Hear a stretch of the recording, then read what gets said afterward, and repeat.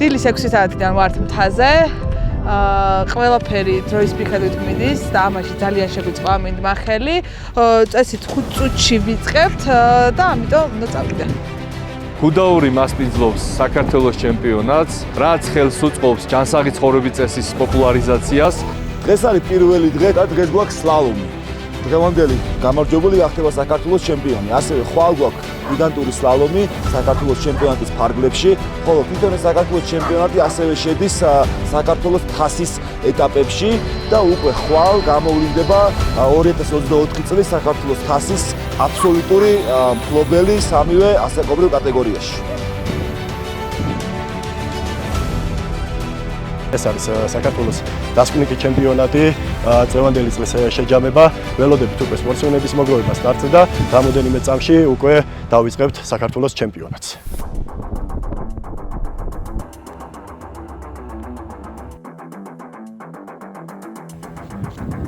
ყველა სპორტსმენს უსურვებ წარმატებას, საერთაშორისო ასპარეზზე დიდ შედეგებს მივაღწევთ.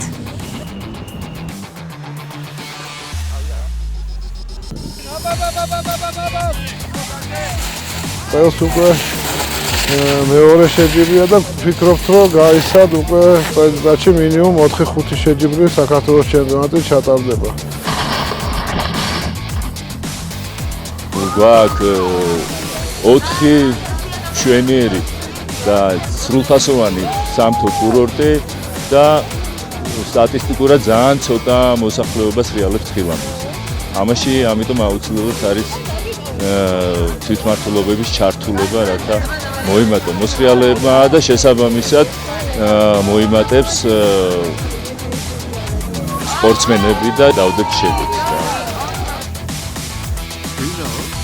თავარი არის ის, რომ საქართველოს მომავალში აღზარდოს სპორტსმენები იმ დისციპლინებში, რომელსაც დღეს ჩვენ მასპინძლებთ. მსოფლიო ჩემპიონატის მერე საგრძნობლად არის პროგრესი შესამჩნევი. მსოფლიო თასების შემდეგ ახალგაზრდული მსოფლიო ჩემპიონატი ჩატარდა გუდაურში. მომავალ წელს საქართველოს თასის გათამაშების ეტაპების მხრივ გვექნება სიახლე. ყველა რეგიონმა გამოთქვა სურვილი, რომ თავად იქნება საქართველოს თასის გათამაშების ეტაპის მასპინძელი, ასე რომ სვანეთი, აჭარა, ბაკურიანი და გუდაურის ეტაპები იქნება თასის გათამაშების შემადგენელი ნაწილი, ასე რომ წლევანდელ განსაკუთრებით კარგ სეზონს ვემშვიდობებით დღეს გუდაურში.